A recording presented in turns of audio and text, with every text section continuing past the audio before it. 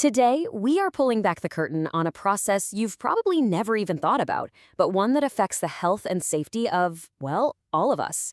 It's the invisible science that makes sure our medicine is safe and effective, and it all starts with a really simple question. Seriously, think about it for a second. When you pop open that bottle, how do you know, really know, that the tiny little tablet inside has exactly what it's supposed to? Not a bit more, not a bit less, but the absolute precise amount that you need. You see, the trust we put in that pill can't just be, a leap of faith. It can't be guesswork. It has to be built on a rock-solid foundation of rigorous, painstaking, scientific proof. It's a whole process designed to leave absolutely nothing to chance. So how do they do it? How do they get that certainty? Well, it all comes down to what we're calling the science of proof. This is where we dig into the exact procedure that answers that first big question. Okay, so the hero of our story today is a process called analytical method validation, or AMV for short. To put it simply, it's the official process of proving that a scientific test, the one they use to check your medicine, is actually reliable, accurate, and does exactly what it claims to do. I know, it sounds a little meta, right? But think of it like this. Let's say you have a ruler to measure things. How do you know the ruler itself is accurate? Well, you'd have to check it against some kind of master ruler. AMV is that master check. It's literally the quality control for the quality control test. So, for a testing method to get the green light, it has to survive this whole series of intense challenges. This is the method's ultimate test, where we're going to see the specific hurdles it has to clear to prove it's reliable. First up, we've got two words that sound pretty similar but mean totally different things in the lab: precision and accuracy. Think about an archer. Precision is hitting the exact same spot over and over again, even if it's way off to the side. Accuracy is hitting the bullseye. And for a medical test, you absolutely positively need both. A test that's precise but not accurate would consistently give you the wrong dose. And one that's accurate but not precise, well, that would make every single pill a total lottery. And here it is. This is what that proof looks like in a real-world validation report. You can see scientists test the method at different concentrations, a little less, the normal amount, and a little more. And they check if the results are accurate.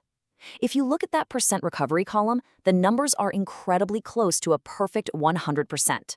The final verdict? A big, clear pass. That's accuracy in action. Next up is specificity. See, a medicine isn't just the active ingredient, it has all sorts of fillers and other stuff in there. The test has to be able to find its one single target and ignore everything else. It's kind of like a search dog that's been trained to find one specific scent and not get distracted by anything else around it. Without specificity, the test might accidentally mistake a harmless filler for the actual drug, which could give a dangerously false reading. Then you've got linearity. This one's all about proportion. Basically, if you double the amount of the drug, the test results should also double. It has to scale up and down perfectly. A little more of the ingredient should give you a predictably little higher reading. No surprises. And what's so cool is how you can actually see the proof for linearity. You just plot the different concentrations against the test results, and if the method is linear, you get a beautiful, perfect straight line. And you see that R-squared value of 1? In science, that's basically the language for perfect. So another test, pass with flying colors. Okay, the method also has to be incredibly sensitive, but there's a big difference between just seeing something and being able to measure it reliably. The limit of detection, or LOD, is the absolute tiniest amount the test can even spot. But the limit of quantitation, or LOQ, that's the smallest amount it can measure with confidence and accuracy. So the crucial thing here is knowing what we can actually reliably measure.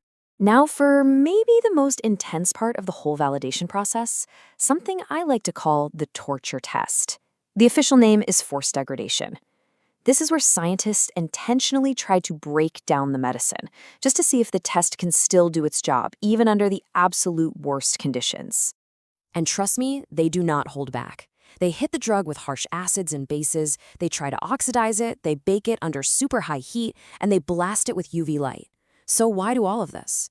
Well, just think about a medicine shipment that gets left in a hot truck, or a pill bottle that sits on a sunny windowsill for a week. The test has to prove it can still find and measure the active drug accurately, even when the product itself has been totally compromised.